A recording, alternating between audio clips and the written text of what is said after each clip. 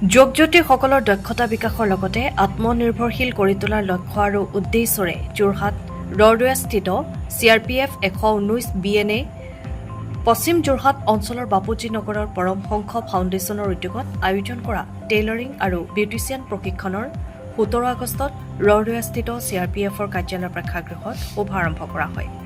মুখ্য অতিথি ৰূপে অংশগ্ৰহণ কৰি CRPF 119 BNৰ CEO বিকাশ পাণ্ডে এমহীয়াকৈ অনুষ্ঠিত কৰা প্ৰশিক্ষণৰ লক্ষ্য উদ্দেশ্যৰ সম্পৰ্কে উল্লেখ কৰে।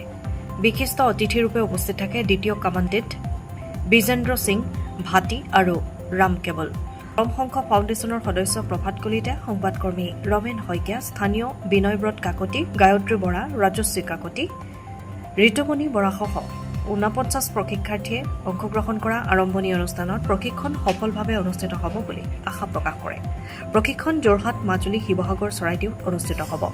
যোগজ্যোতিসকলে নিজাকৈ কৰ্মসংস্থাপন লাভ কৰাৰ লগতে ক্ষুদ্ৰ উদ্যোগ আৰম্ভ কৰি আত্মনিৰ্ভৰশীল হোৱাৰ সুযোগ লাভ কৰিব বুলি আশা কৰা হৈছে।